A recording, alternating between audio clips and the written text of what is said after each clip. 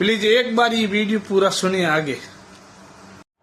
Hello नमस्कार दोस्तों असरुद्दीन ओवैसी साहब एक वो सख्त है, किसी की दी हुई पहचान नहीं है। उसने अपने दम पर भारत के अंदर, देश और विदेश के अंदर पहचान बनाकर रखी है।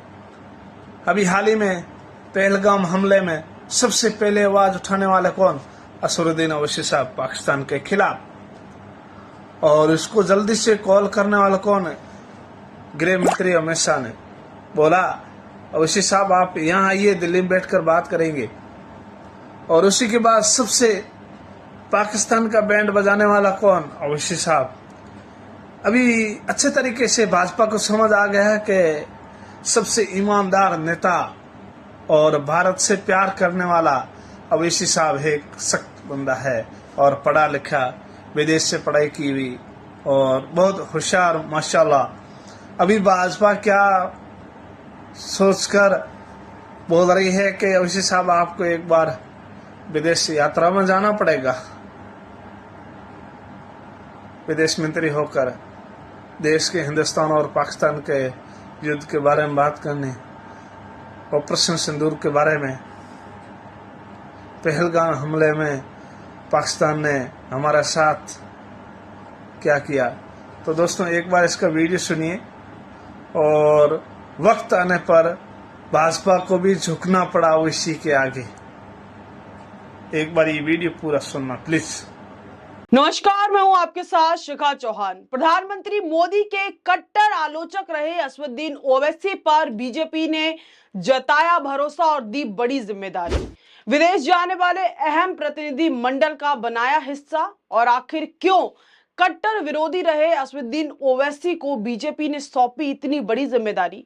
अब ओवैसी विदेश जाकर करेंगे विदेश मंत्री वाला काम। पीएम मोदी के मिशन पर शशि थरूर और ओवैसी दोनों ही पार्टी के कड़े विरोधी, एक कांग्रेसी तो दूसरे एआईएमआईएम से ताल्लुक रखते हैं। आखिर क्या करने जा रहे हैं ओवैसी विदेश में? क्या है पूरा मामला, आइए जानते हैं विस्तार से इस रिपोर्ट में।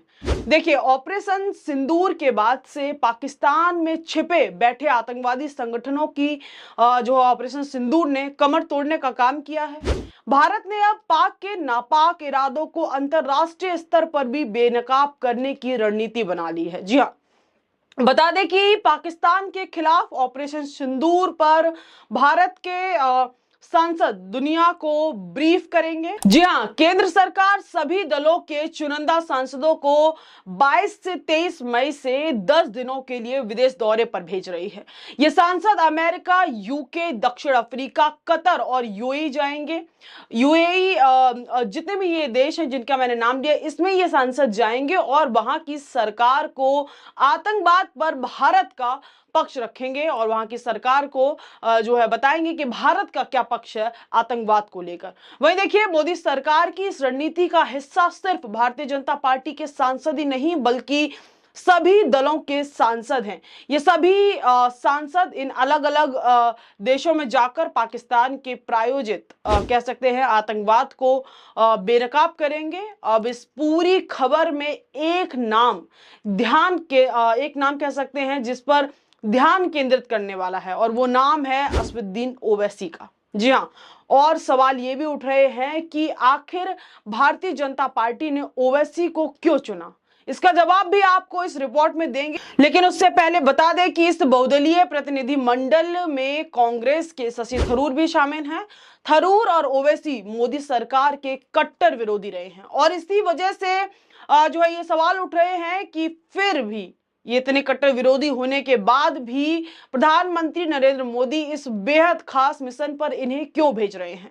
आखिर मोदी सरकार का पाक को बेनकाब करने का पूरा प्लान क्या है? तो देखिए, ऑपरेशन सिंदूर के बाद से एएमआई कह सकते हैं जो ओवैसी हैं उनकी छवि पूरी तरीके से जो है बदल गई है। इस दौरान उनकी एक देशभक्त की जो छवि है वो सामने आई और उसकी तारीफ भाजपा के नेताओं ने भी जमकर की। शायद ही ऑपरेशन जो सिंदूर है उससे पहले किसी को भी उम्मीद थी कि ओवैसी पाकिस्तान को लेकर इतनी बड़ी बड़ी बातें कहेंगे, पाकिस्तान को इतनी खरी खोटी सुना सकते हैं। ऐसे में पीएम मोदी ने ओवैसी को बहुदलीय मंत्री कह सकते हैं, जो बहुदलीय प्रतिनिधि मंडल है, जो एक मंडल तैयार किया गया है, उसका हिस्सा बनाकर कोई हैरान करने वाला काम नहीं किया है। भारत पाकिस्तान युद्ध के बीच भी सेना का मनोबल बढ़ाते हुए ओवैसी का एक स्टेटमेंट खूब चर्चाओं में था और खूब वायरल भी हुआ था। उन्होंने कहा कि मैं भारतीय सेनाओं की तरफ से पाकिस्तान में आतंकवादी ठिकानों पर किए गए हमलों का स्वागत करता हूं। पाकिस्तान को ऐसी सख्त सीख दी जानी चाहिए कि फिर कभी दूसरा पहलगाम ना हो। पाकिस्तान के आतंकी स्ट्रक्चर को पूरी तरीके से नष्ट कर देना चाहिए। ये ओवैसी के उस वक्त के शब्द थे जब पहलगाम को लेकर हमने जो है जवाबी कार्रवाई की थी, जिनको हर भारतीय ने सराहा था। और अब सवाल उठता है कि आखिर ओवैसी को इतनी बड़ी जिम्मेदारी बीजेपी ने कैसे और क्यों सौंप दी, उसके पीछे का कारण क्या है। तो जरा ये 3 पॉइंटर्स की मदद से आपको मैं समझाने का प्रयास करती हूं कि क्यों ओवैसी को बीजेपी ने चुना। देखिए, ऑपरेशन सिंदूर को लेकर मुखर होना ओवैसी का, दूसरा लंदन से लॉक किया हुआ है, उन्होंने वकील भी रहे हैं और तर्क तो कैसे देते हैं वो आप सबने देखा है, काफी तार्किक हैं और तर्क देने में माहिर हैं। तीसरा, मुस्लिम चेहरा है और मुस्लिम देशों को अच्छी तरीके से जो है वो साध सकते हैं। तो ये 3 पॉइंटर हैं ओवैसी को जो है चुने जाने के पीछे। कह सकते हैं कि ये हाइलाइट्स हम आपको बता रहे हैं कि ये भी एक बड़ा कारण हो सकते हैं ओवैसी को इस पूरे जो प्रतिनिधिमंडल है उसमें जो है चुनने के पीछे। देखिए, जो ओवैसी है, भारत सरकार ऑपरेशन सिंदूर के शुरुआत से ही वो उन्होंने उसका समर्थन किया। कई टीवी चैनलों पर उन्होंने मोदी सरकार के इस कदम का समर्थन किया और पाकिस्तान को खरी खोटी भी सुनाई। कई मौके पर तो वह पाकिस्तानी प्रवक्ताओं से भी भिड़ते हुए नजर आए। ओवैसी ने कहा कि पाकिस्तान को उसके किए की सख्त से सख्त सजा जो है दी जानी चाहिए। एक न्यूज चैनल को दिए इंटरव्यू के दौरान उन्होंने कहा कि देश उनके लिए सबसे पहले आता है, उनके दिल में जो होता है वो वही करते हैं। लोगों को कई बार उनकी बातें अच्छी भी लगती हैं तो कई बार उनकी बातें बुरी भी लगती हैं, लेकिन मुझे करीब से जानने वाले मेरे हिंदू दोस्त जानते हैं कि मैं कैसा हूं। ये ओवैसी ने उस इंटरव्यू में कहा था। देखिए, मुस्लिम चेहरा है, ये किस लिए कह रहे हैं मुस्लिम चेहरा है, और मुस्लिम देशों को आसानी से वो साध सकते हैं, क्योंकि देखिए बहुदलीय प्रतिनिधि मंडल में कौन सा दल किस देश में जाएगा यह जानकारी तो अभी सामने नहीं आई है, पर ओवैसी को लेकर कह सकते हैं कि अंतरराष्ट्रीय स्तर पर ओवैसी की छवि एक पक्के जो है मुसलमान की है। ऐसे में जब वे कह सकते हैं कि मुस्लिम देशों के सामने भारत का पक्ष रखेंगे तो उनकी बात में एक अलग वजन होगा, क्योंकि मुस्लिम चेहरे और मुस्लिम देशों के सामने जब भारत की बात रखी जाएगी तो उस बात की एक अलग ही कह सकते हैं तवज्जो दी जाएगी, उस बात में एक वजन होगा। तो वहीं देखिए, ओवैसी एक राजनेता होने के साथ साथ काबिल वकील भी हैं जो अपनी बात को तर्क के साथ रखते हैं। आमतौर पर उनकी बात को काटना बेहद मुश्किल होता है, ये खूबी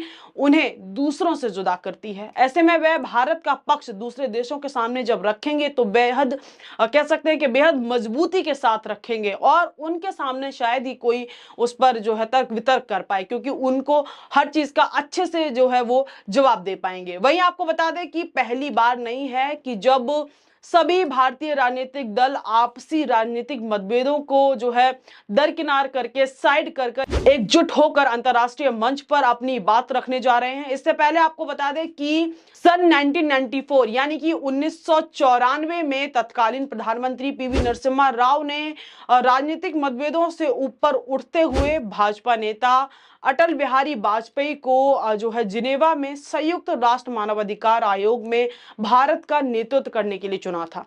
जबकि अटल बिहारी वाजपेयी आपको पता है कि बीजेपी से आते हैं। बता दें कि अटल बिहारी वाजपेयी को जब वो वहां पहुंचे तो उनको देखकर पाकिस्तान भी दंग रह गया था। पाकिस्तान भी हैरान था कि अटल बिहारी वाजपेयी कैसे पहुंच गए। ये दर्शाता है कि हम हर उस मामले में हर उस मसले पर एक साथ हैं, थे और हमेशा रहेंगे जो भारत के हित में नहीं है। किसी भी देश के अंदर पक्ष विपक्ष तमाम पार्टियां होना एक आम बात है, लेकिन अंतर्राष्ट्रीय मुद्दे पर कह सकते हैं कि अंतर्राष्ट्रीय स्तर पर हम सभी भारतीय हमेशा एक साथ मिलेंगे।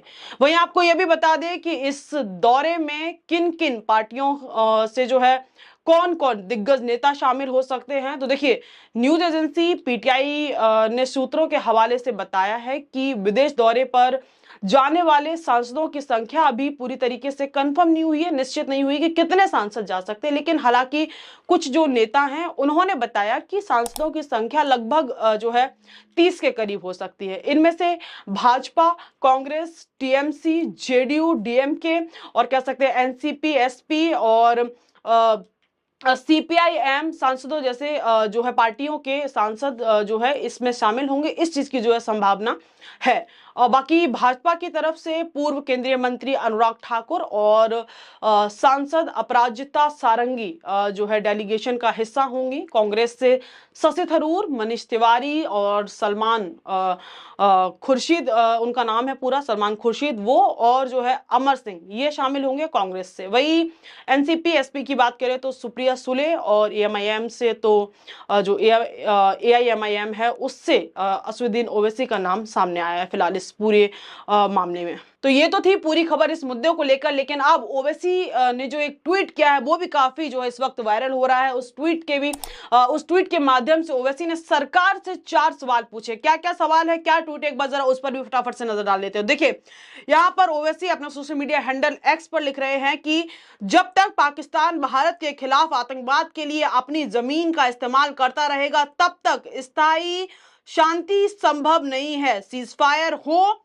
या ना हो, हमें पहलगाम हमले के लिए जिम्मेदार आतंकियों या आतंकवादियों का पीछा नहीं छोड़ना चाहिए। जब जब बाहरी आक्रमण हुआ है मैं सरकार और सशस्त्र बलों के साथ खड़ा रहा हूं, यह समर्थन हमेशा रहेगा।